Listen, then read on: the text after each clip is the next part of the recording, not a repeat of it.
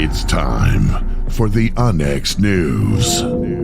Extraterrestrials, time anomalies, dimensions, remote viewing, UFOs, UAPs, and USOs, ghostly encounters, abductions, Bigfoot, and more. Your end of the week news source for everything unexplained. Here is your host for the Onyx News Podcast, Margie K.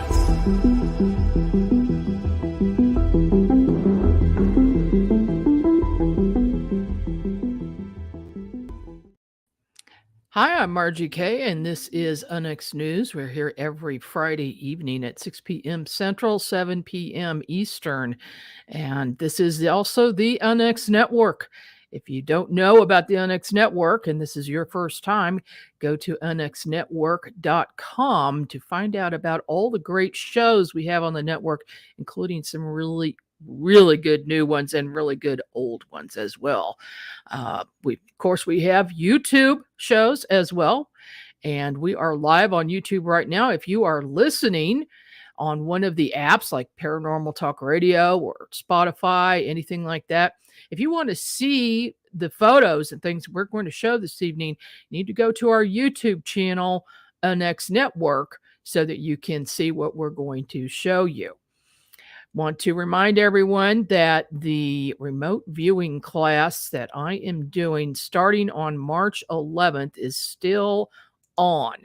So that's going to be 4 Saturdays in a row. You are going to learn a lot about remote viewing and how to access the psychic center of the brain in order to do this.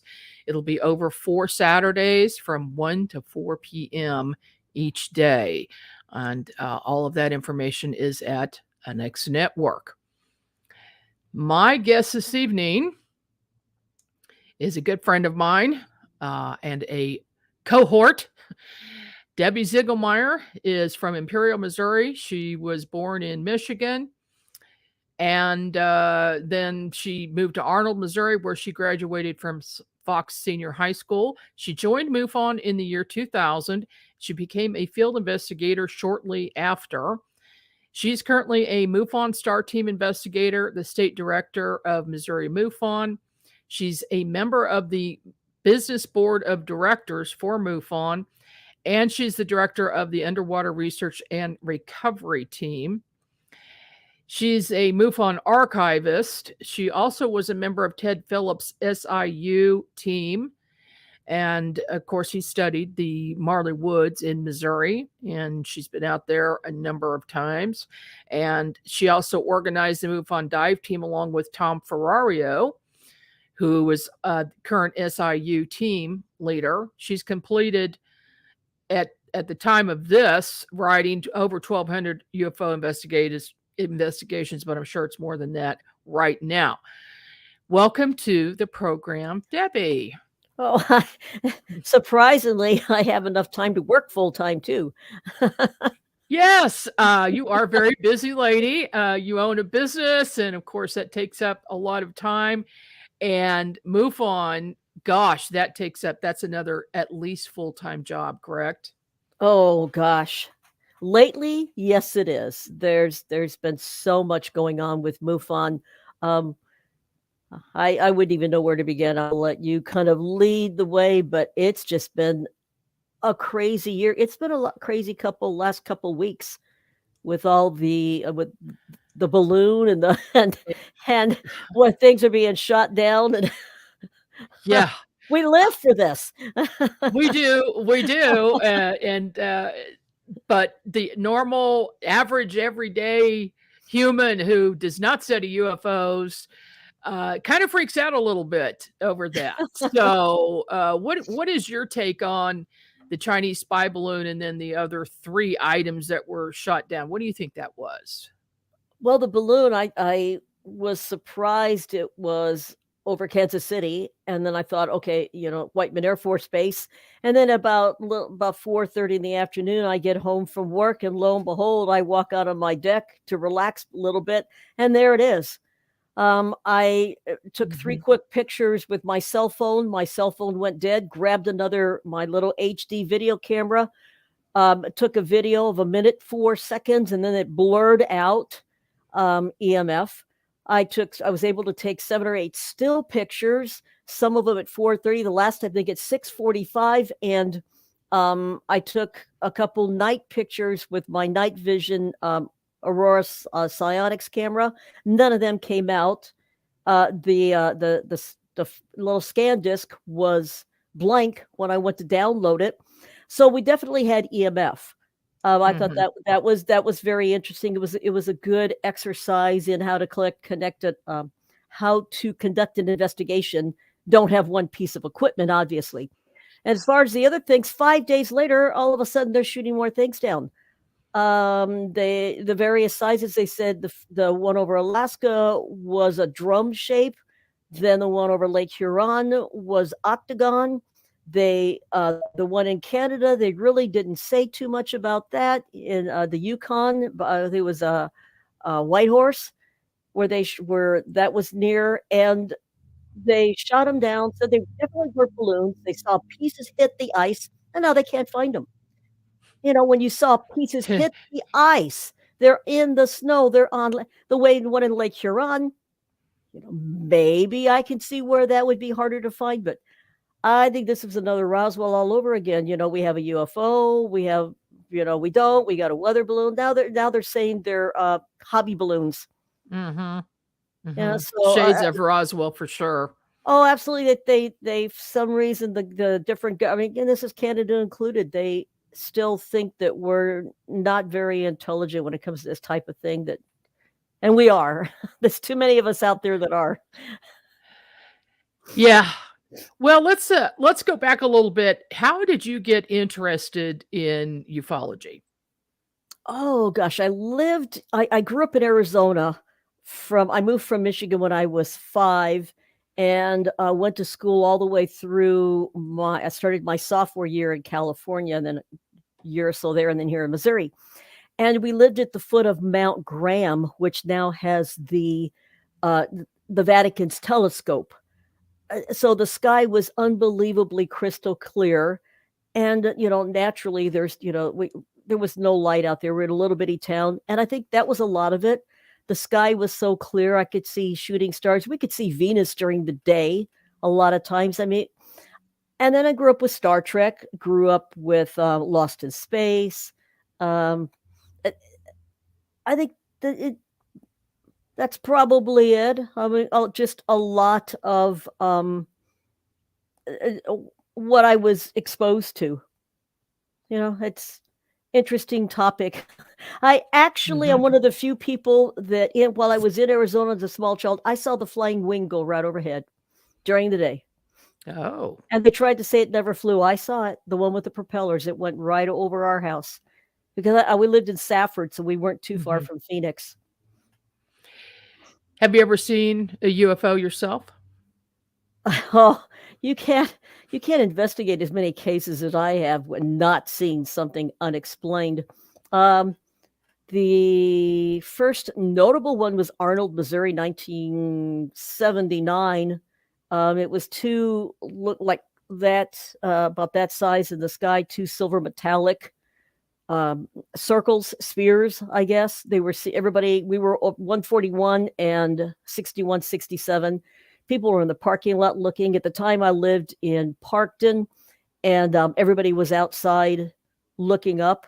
Then I saw again a rectangle shape, lights on all 4 corners, light in the middle, flashing brighter and dimmer. About 10 o'clock at night in 2007, I was coming home from dive instructor class, and it went right over my house. Both times, unfortunately, I didn't have a camera. The first time was in the afternoon. By the time I got home, I was grocery shopping. I didn't have any film. And the second one, I had a cell phone, but at that time, I didn't have a camera in my phone. And then since then, oh gosh, just investigations in general. You and I've known that. You and I've gone out and seen things. We've had the batteries knocked out of our cameras, our computers. Right. Uh, Yeah. oh, Right when you're watching uh, a UFO, yeah, taking video and film, right. and then all the batteries die. All right. I carry a Ziploc of batteries because I have had where everything that has batteries in it, turned on or not, goes dead. So Yeah. I, I couldn't even be. We don't. There's not enough time in the show to tell you about the things that I have seen. Right place No. at the right time. Well, let's try to stick to the show topic tonight, which is the Southeast Missouri Ozarks UFO flap of 1973, and really it extended beyond that. How did all of that start? It started. There was a playoff basketball game in Essex, Missouri, on February 21st, 1973. Reggie Bone was coming home with his ball players. Unfortunately, they had lost the game, and I think maybe had they won the playoff game, they probably would have been so excited and joking around that they may not have noticed. But they were coming around a curve. They saw it off in the distance, and then eventually, to make a long story shorter, they came across a field, and there was this craft hovering. It was about 200 foot away from the road, and it was hovering right over a field. It was kind of moving around a little bit. I talked to another witness who's one of my customers, who said that he was in one. Now, there was Reggie Bone, and he had 5 of his basketball players with him. There were 2 school buses behind that I found out later. And one of my customers was in junior high at the time and said he was asleep, and he heard the bus driver say, "Well, what's Coach Bone looking at?" And so they said about a dozen boys got out and were underneath this thing. So they finally, a lot of them went back later and investigated, walked around the field, tried to see if burn marks or anything. But this craft moved around, and then eventually it just moved off into the distance. But at 10 o'clock, about 30 minutes or so later, Edith Boatwright saw something out her window. She thought it was a car accident. There's all these flashing lights, and it was this really strange, it looks kind of like a helicopter, but not. And that was traveling around. She looked at that for 2-3 minutes. And then, if that's not enough, exactly 1 month later, on March 21st of 1973, Gene Coleman and Kathy Leach were, they met at the town dump. Now, so much was going on at the time, so many sightings. At one point, they had over 500 reports of people seeing strange lights. So on the weekends, they'd make a habit of going to the town dump. And from the people that I've talked to, cars were just lined up. Well, they went to the dump because it was the highest point in Piedmont, in the area. Mhm. And they were over there. Kathy Leach had Jean Coleman had her daughters with her in the car. And so she and Kathy decided that it was getting a little late. They were going to go home. They came across Clearwater Lake, and there was this craft hovering over the lake.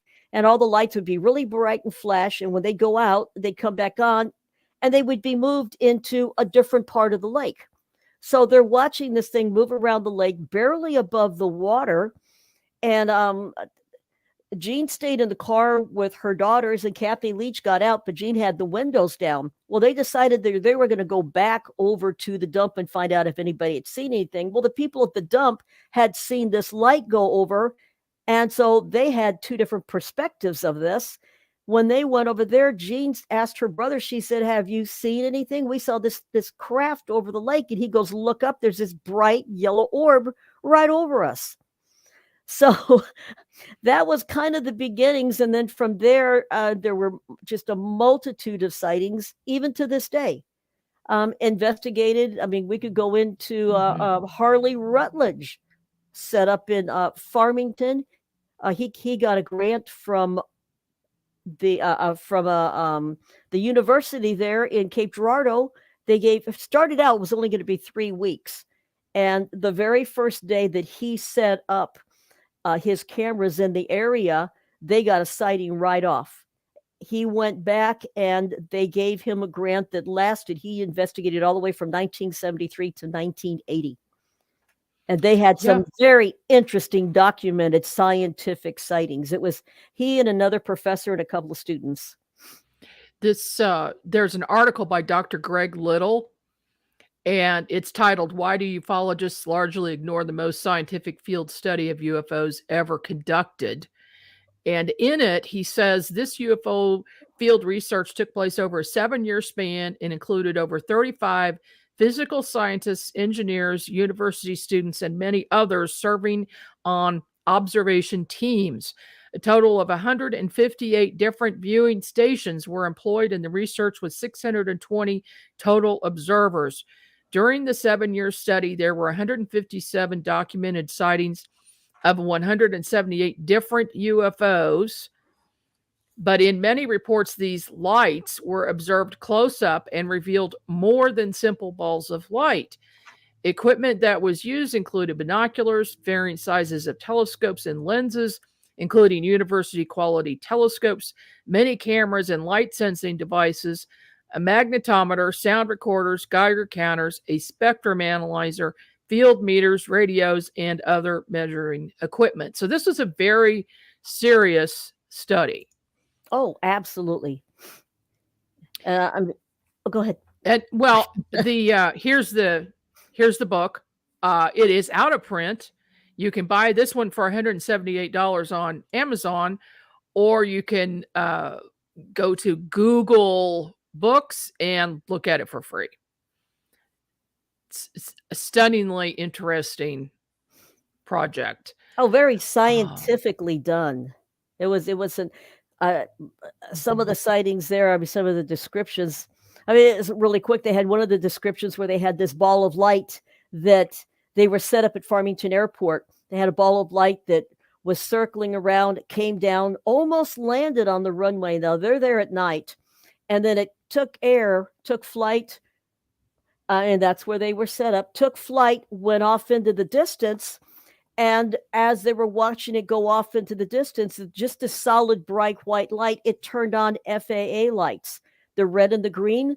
And it stated in the book, one of the students yelled, "Professor, look, the green light is on the wrong wing. The green and the red should have been, as it's leaving, it should have been, red.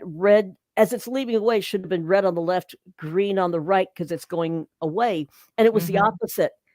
And the funny part about that is about 3 years ago, our chief investigator, Mel Van Vickel, and I, and also our Star Team investigator, Russ Payne, was also with me. And we videotaped kind of the same thing. We watched a light come across the highway, cross Highway 44, cross this road, go through the trees, come right over the head of us, bright white light, and then just turned, took distance, and same thing happened. Mel looked over and he goes, "Oh my gosh, the lights, it turned on FAA lights and they're on the wrong side." Now, the interesting part is that Harley Rutledge's team had a black and white photo of it. We have color video. So we got it. What do you think that is? Do you think it's a UFO trying to mask itself as a regular aircraft? It have to be. We watched this light. We watched a multitude of lights. We have night vision cameras and watched a multitude of lights that night. But this one in particular went across Highway 44 as a bright light, just like almost like an orb. We could see it only through the night vision at first, and then we watched it come across the road. And as it came across, it didn't go above the trees. It went halfway up tree height behind the trees, but it was so bright we could still see it. And then as it started coming through the trees, this was in a January, about 3 years ago. So as it's coming through the trees, it got bright enough to where we could see it with the naked eye. So could our witness. And then it just started right over the top of us, bright white light, a bright white light, nothing else blinking. Now, if this was an aircraft, it wouldn't have been that low, wouldn't have been that small, wouldn't have been able to go through the trees. You wouldn't have been able to even manipulate or control a drone doing that, the way it went through tree branches, went overhead, and then as it took off, it had the FAA lights on, and then as it took higher altitude, it left a contrail. Now, we watched it from one stage to the other, what, that's nothing of ours. That's nothing that we know about it. Let me put it that way. And I think that would probably surprise even a lot of people in the military. What happened with this person who had was blinded for a short time and had to go to the hospital and his glasses were damaged? That was October 3rd, 1973. And that was Eddie Doyle. Eddie and his wife, Velma May, were truck drivers. And at the time, they were coming back about 6:30 in the morning from a run with an empty truck, and they were headed to Cape Girardeau. About 6:30 in the morning, now Velma May, she's asleep in the cab of the truck, and Eddie's driving, and he sees this bright light. And now, once again, this is, 1973 still. He sees this very bright light in his rearview mirror, and he thought, what is that? And it was kind of blinding. Well, he wanted to get a better look at it, so he stuck his head out the window, out of his truck window, to take a look. And when he did, this bright flashlight, it flashed at it. He said at first it looked kind of like a turnip, the shape of the craft, and then it flashed a bright light on him. Well, when it did, it melted his glasses to his face. It burnt his face. So he barely got the truck pulled over to the side of the road. He woke up his wife. She was looking around. They could still see a light going off into the distance. She took over. It was about another 8 miles into Cape Girardeau. She drove the truck on into Cape. And when they got there, one of the employees drove both of them to the emergency room. When this happened, he was completely blinded. But then after that, he could see maybe like 10 foot in front of him. He had blurred vision. Well, eventually he did get all of his sight back, but he lost about 15% of his peripheral vision from this incident. Mm-hmm. So one of the section MUFON section director at the time also happened to be an attorney, and John Schuessler, our international, was our international director. I think back then, I can't remember his name, but anyway, he was our John Schuessler was our director of investigations, was also on the case. The two of them helped Eddie Doyle file a workman's comp claim for this because he did lose part of his vision. He was at work. And sure enough, they tried to say that he had done it on purpose to himself, and he took a road flare, tried to burn his face, and they proved that to be impossible because they said he would have caught his hair on fire. He would have burned. I mean, he had radiation burns on his face and his glasses melted, but his hair wasn't burnt. And it finally came out that he is to date the only person that we know of that has filed a workman's comp claim and won it because of a UFO injury while at work. That's just amazing. And what's more amazing to me is not only that, but all the things that are happening in the state of Missouri. Oh gosh. So as far if you want to see a UFO, just come to the state. Come to Missouri, anywhere in any place, rural or in a city, and look up, and you're going to see a UFO. But we're going to take a short break, and when we come back, I'm going to ask you why more people don't report UFOs that actually see them. So we're going to take a short break now as soon as I get into that area, and then we will be right back. Are you thinking about purchasing a wood-fired heating or cooking appliance but don't know where to start? The new book, Wood-Fired Heating and Cooking, will guide you through the process and make the decision much easier. Find out about wood stoves, wood-burning fireplace inserts, masonry heaters, cook stoves, brick ovens, and more.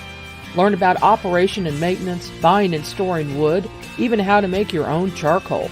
A bonus section includes delicious recipes for cooking in a wood-burning oven, grill, tandoori oven, or smoker. The wise homeowner, prepper, or homesteader will have the ability to heat their home with wood when the power goes out or to save money on increasing gas bills. Wood-Fired Heating and Cooking is available at Amazon. Visit www.woodfiredpub.com for more information. That's woodfiredpub.com. My book, The Kansas City UFO Flaps, covers cases that have occurred in Kansas City over the years. Kansas City has long been a UFO hotspot since before the year 1900. I cover many of these cases, starting with the airships in 1897. I cover a lot of cases and speak with actual witnesses. You'll see photos of UFOs and find out why this may be happening in Kansas City. And what is creating portals that could create interdimensional openings. Read about the events that we've held in Kansas City to discuss this and more. Visit unxmedia.com for more information. The book is available at Amazon.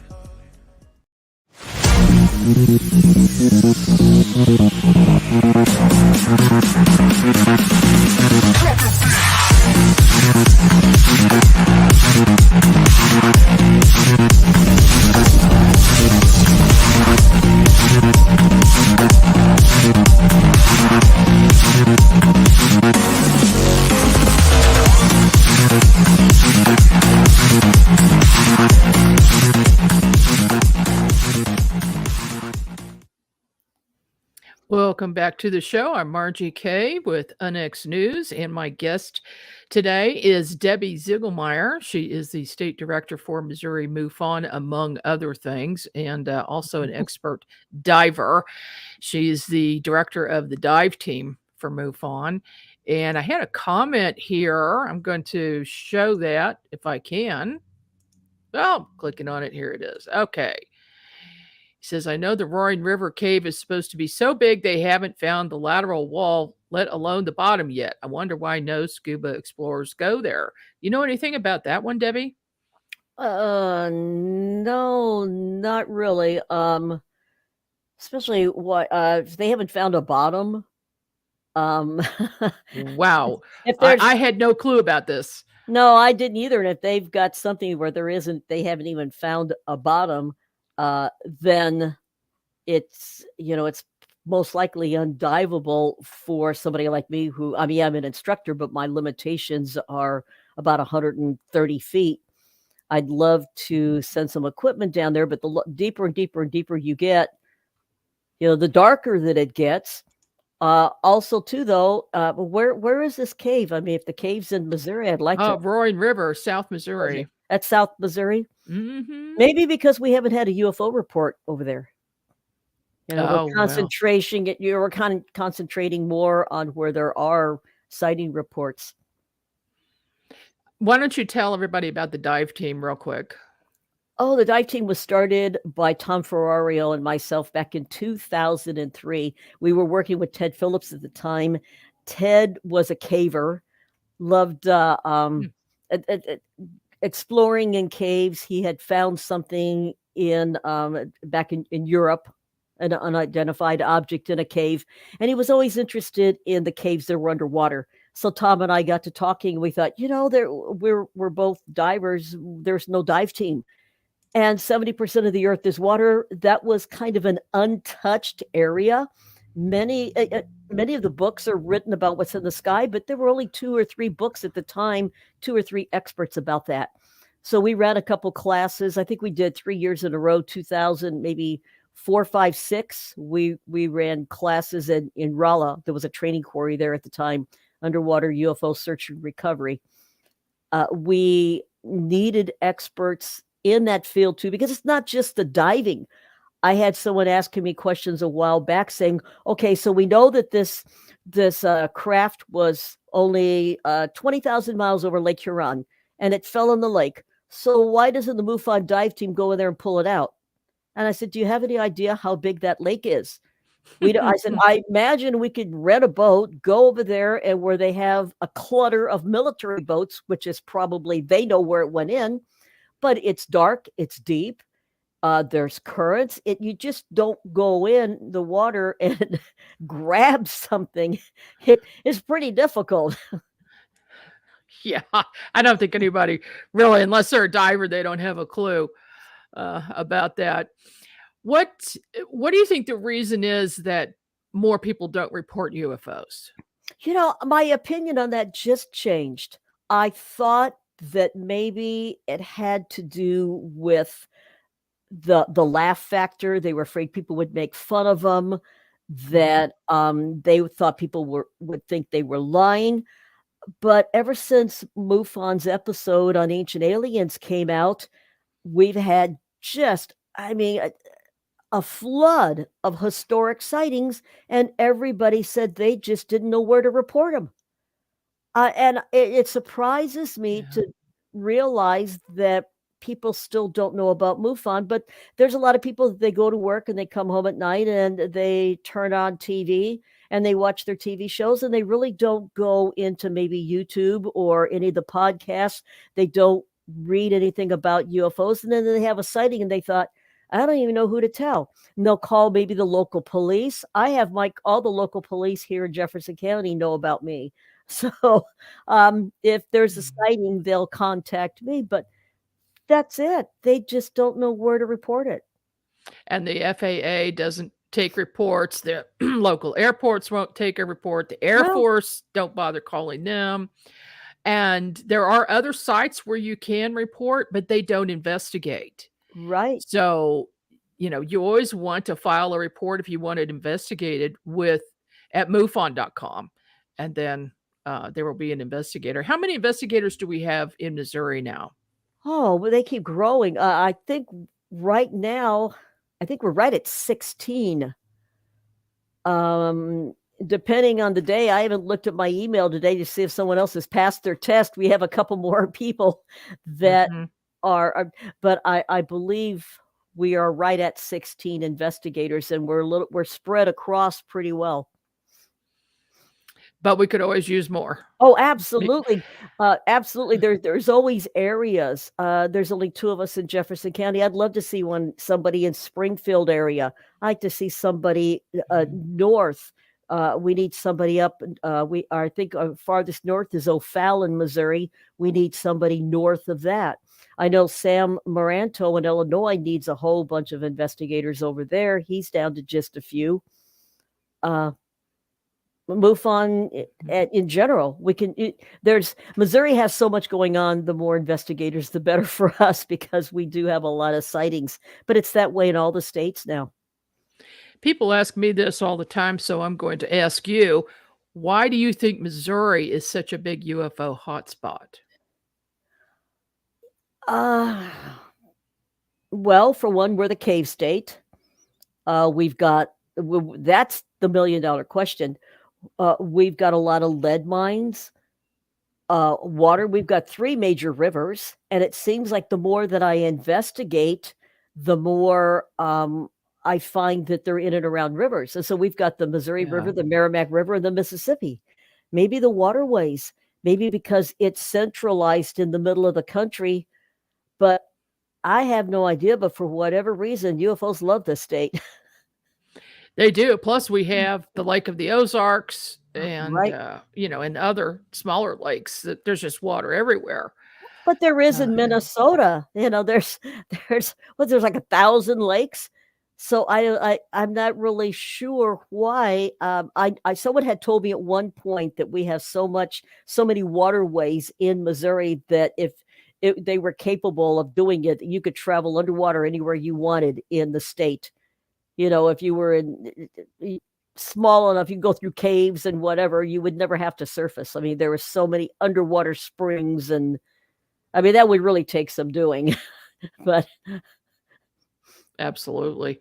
What are some of the busiest UFO hotspots in Missouri? Well, let's see. Kansas City area has been a very big hotspot. A lot of it's seasonal too. It changes. We got Piedmont, of course, has always been the Kansas City area, St. Clair, Missouri, not county. Seems like right around the Jefferson Barracks Bridge going over the Mississippi River is a place where they're seeing Tic Tacs and have for a while. Then you go a little bit north, and that's where we're seeing triangle-shaped craft. So there's different craft in different areas. Springfield, Missouri has down south too, has a lot of sightings. And I know that the Salem, Missouri area, it seems like they have more animal mutilations there than any other part of the state. Do you think that there's a connection between UFOs and animal mutilations? I do, because the first one I investigated was in the late the late 1800s. They're talking about laser cut in the late 1800s, no blood.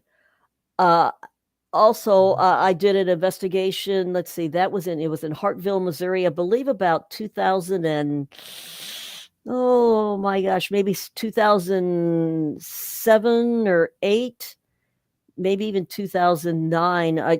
I've done several of them in that area, but I was trying to remember which one in particular it was. I think it was 2008 that there had been an ice storm I believe in February, and a cow.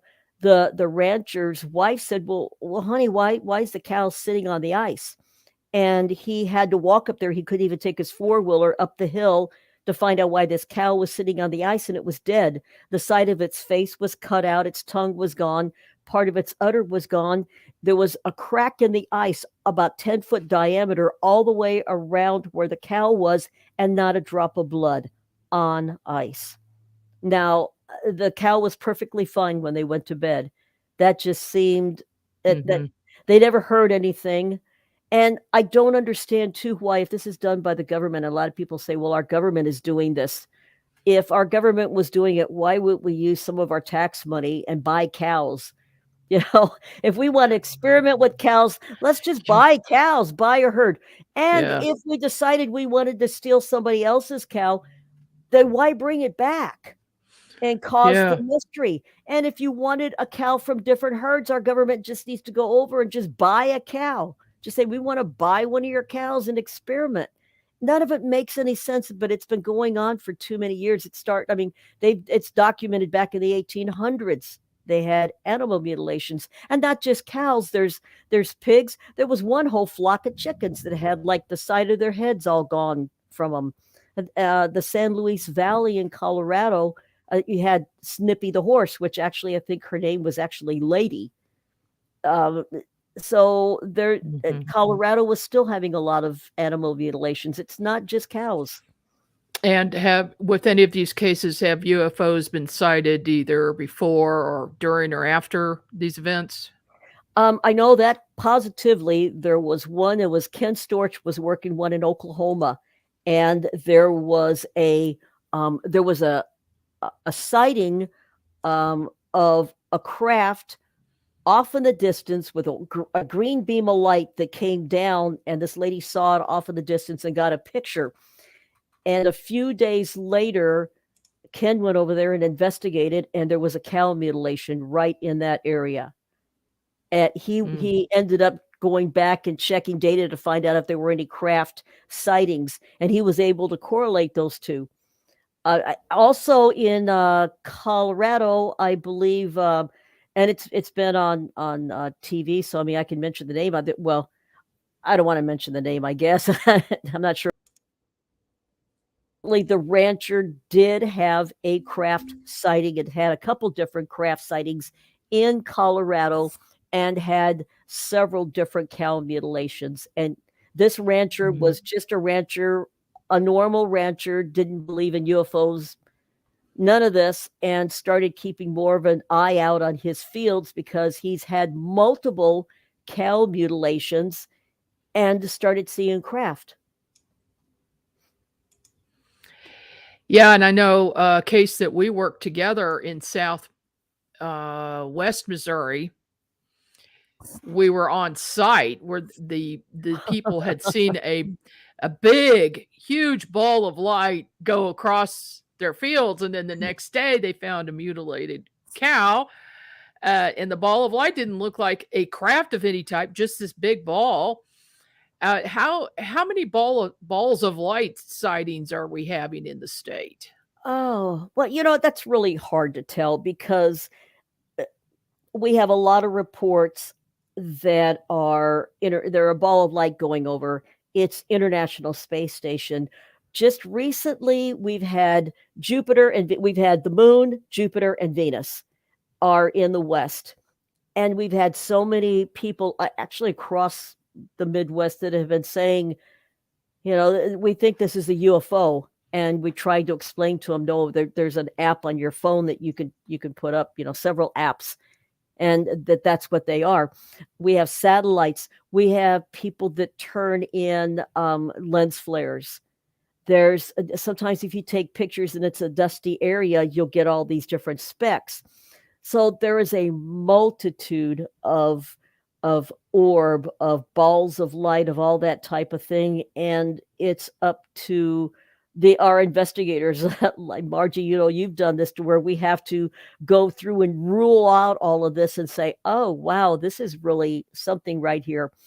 The ones that mostly what we're getting in and around the Merrimack River in Missouri are balls of light. They're just plain strange balls of light that are traveling, and then as they take flight, they're low, they're coming in and out of the water, and as they get higher, then they're turning into what look like aircraft. So I think a lot of it depends on the area. Also, the Blue Springs area, I think there were balls of light that were coming in and out of. Was that Blue Springs Lake? I think was Larry Yep, was investigating Blue Springs that. Lake. Yes, yeah. Well, then, they turned out to be craft because he caught them on video. Oh, And, great! Yeah. And then you've got Bob. Yeah, we've got the Kansas City Bob light that Right. appears almost nightly on a nightly basis since Uh-huh. 2011, since it was first noticed. We've Right. got that. Yeah, there's just a lot happening. Carl is saying he was involved in 2 triangle cases and he has one now. There are so many sightings of this type of UFO. Why do you think it's so prevalent?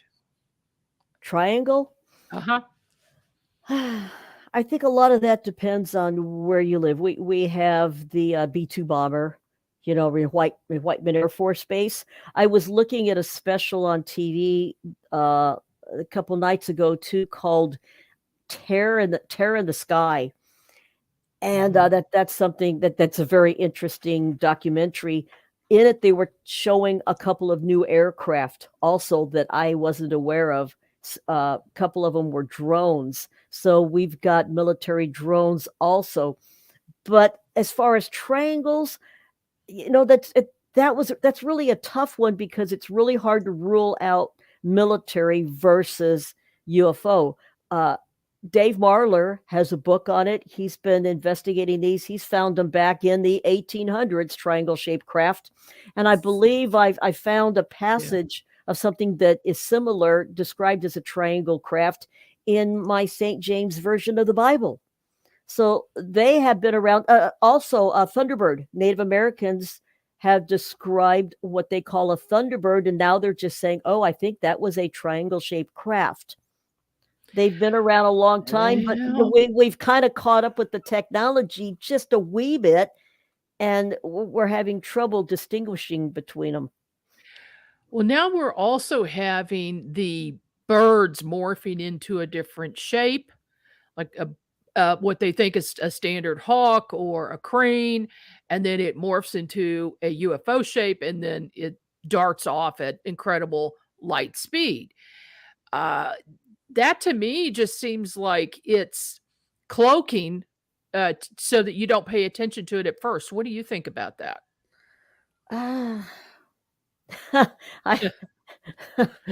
Yeah, talk about craziness. This has gone beyond. After what we saw on some of our investigations that we've done in this area, I have a team here that's been helping. That's Russ and Mel Donovan. From what we've seen, we've experienced that if these balls of light are morphing into something different, they're a craft. I don't know if they're a craft that's morphing into a light or vice versa, or maybe both, but it doesn't surprise me that I think it's all a trick on the eye. And the funny thing too is it's not just the craft, because you and I have been on an investigation where there was the witness said that they saw a 5-foot tall owl. Remember that one? I can't forget that one. 5 foot tall Yeah. owl. We've had people, there's the old thing, clowns. I don't know so much anymore. People really aren't seeing clowns anymore. But back years and years ago, that's what they were seeing. If they saw a UFO, if they were abducted, they would remember clowns. So I think our minds are played with a whole lot. And I'm not sure so much if it's the object that's morphing. Maybe more now because of all the video, which is something else too that we're catching up with all this tech. The technology that we have is catching up with it a little bit more. That I think we're going to get a lot more answers if we don't get messed with by high tech. So we were just talking about that the other day, that the new iPhone 14, that if you take your iPhone and you put it up in the sky, our video camera expert Donovan took a picture of a plane going by, and it took it out of the picture. He took a video. He took a still picture, actually a still picture with his camera. The video was still picking those things up, but it's stacking your pictures now, and you may have 25 or more stacked up on top, and then it takes all the junk out of the back of the picture to make it a really, really clear picture. And what's happening is we've already had 3 or 4 witnesses in Missouri that said, I know I caught this on my phone. And then when I looked at it, it wasn't there because the technology is filtering it out. Now, is this done to make it a better picture, or is high tech working with the government and trying to stop us from taking pictures of UFOs? Well, that's why Jacques Vallée told me recently to use a 35 millimeter camera. He said there's no messing with it. You can't fake anything with it. And so he has advised people to go back to 35 millimeter. So now I carry one of those along with me too. Right. You have to. The cell phones, we're being, I think we're being messed with just a little bit.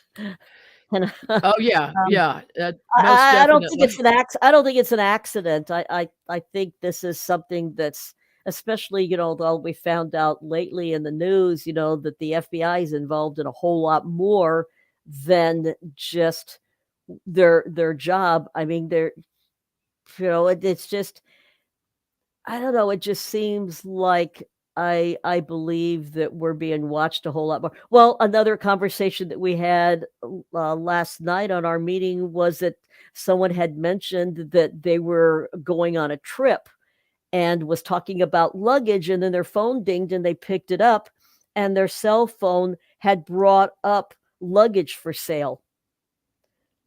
So if you're having a private conversation, you may want to turn your cell phone off. We're being monitored. Oh yeah. That, Yeah. It's all being recorded. Absolutely. yeah, absolutely. Yeah, and we as investigators, Debbie, I'm sure you'll agree, we don't know any more than the government does. But the government seems to be interested in our cases. Can you mention a couple of things that may have happened to you while you were doing an investigation and you knew government was involved or following Uh, you? 2009, when I became a state director, the very first case that I had to assign, the email was it was just this off the wall case about an abduction, and I saw this and I called the aliens down, and then the email address was becauseican.gov, and I thought, oh man. So I deleted it. I mean, I just like hoax, and I was done with it. I just put hoax. But then I was working a case in oh gosh, back years ago. It might have been 2009, I believe, in Scammon, Kansas. And I came across witnesses there that had seen a craft landing in the field. Even the train going by had blown a whistle it was hovering over the train tracks. When while I was there, I was doing paperwork, and I had a car, a unmarked car, come over. The window smoked out, and it was revving its engine right in front of me. I had my Jeep parked, on the side of the road, kind of overlooking where this area was. And I kind of just looked up and then just looked back down and thought, yeah, I'm not going to let them intimidate me. Well, they drove off and it had government plates. Then they drove around, went around behind me, and then the highway in front of me, I was parked up against a cattle gate. They stopped there, and then a pickup truck behind them, and then an officer came up, no, it was a county officer came up, and he said, "What are you doing here?" And I said, "Well, I was working in investigation, and I want to finish up on my paperwork before I go home.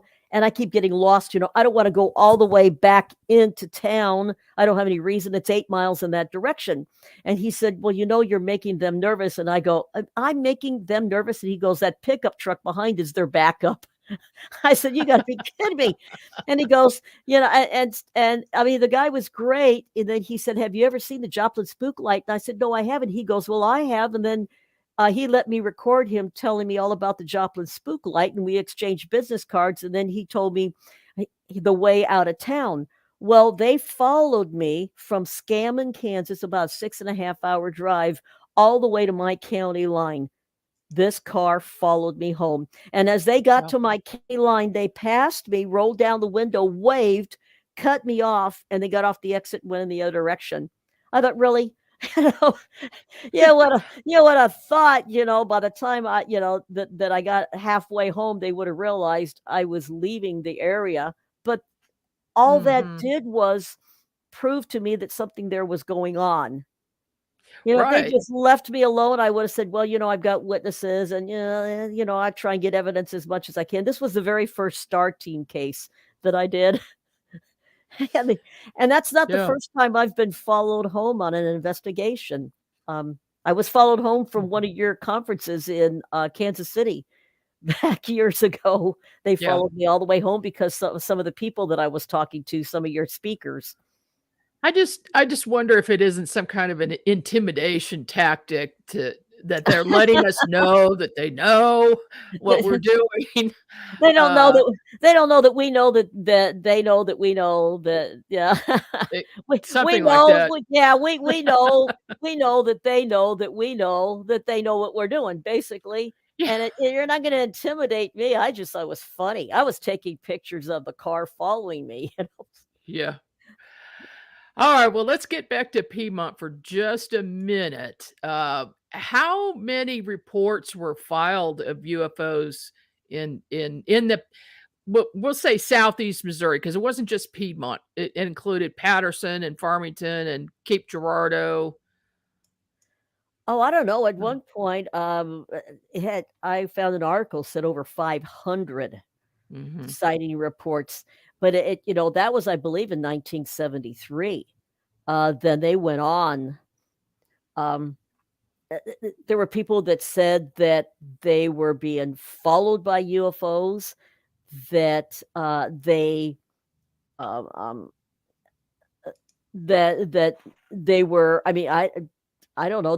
But people were saying they were being followed by UFOs. There were people that were kind of afraid, but after a while, they kind of took it all in stride. And I just love the fact that it was kind of a weekend event to go to the dump, go up to the dump and see what you could see. So as far as intimidating people, there were a few people that were nervous about it, but for the most part, they really weren't. It was curiosity.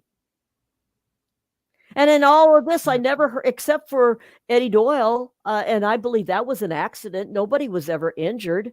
I don't remember anybody claiming that when they saw these lights that they were attacked, that they were, I really didn't hear about a whole lot of abductions. And I've had people ask me that during the Piedmont.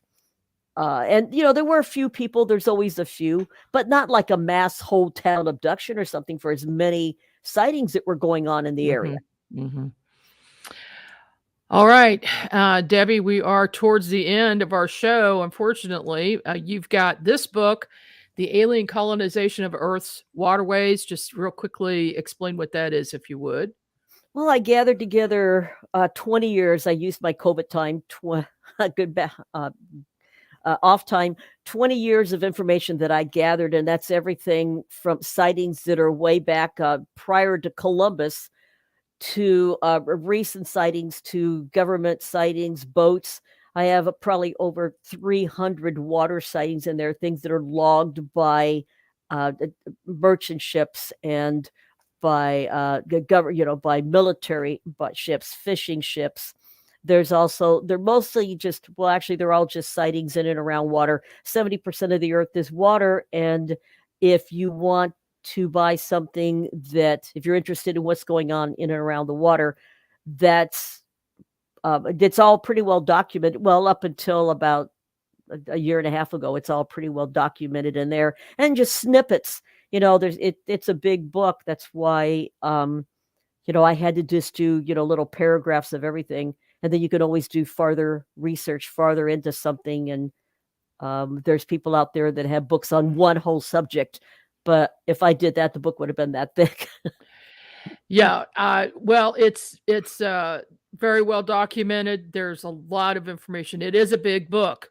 It's not a sit down and thumb through book, but and it's excellent for researchers too, Right. who want to know about what has happened around Right. water. It's a water. reference book, even including documents that I got from the Black Vault from John Greenwald, government sightings, government experiments that they were doing, government, documents as much as I could. Also, really, explaining the deep. We've got very deep trenches.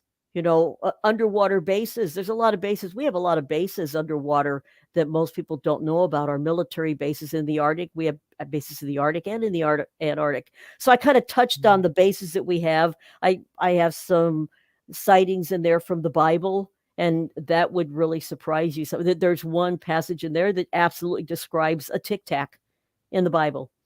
So it's kind of, so they've been around for a while. Oh, absolutely. And so if you want to know about water. Okay. Oh, and this one, yeah. Oh, hey. This one's coming up this month, March 11th.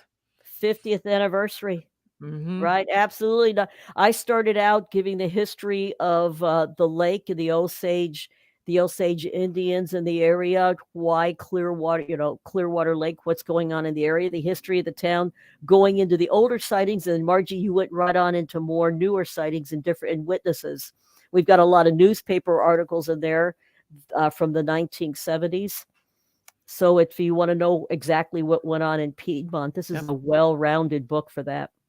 And that will be available at Amazon shortly. So if everything goes well, crossing my fingers. Oh, never know with Amazon. All's good.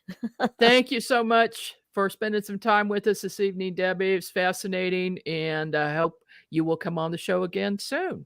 Oh, I enjoyed being here. Thank you so much for having me. I appreciate it. All right, and I'll talk to you tomorrow about Missouri MUFON UFO stuff. Oh, absolutely. All right. Debbie Ziegelmeyer, she's the state director for Missouri, and she and I work together quite a bit.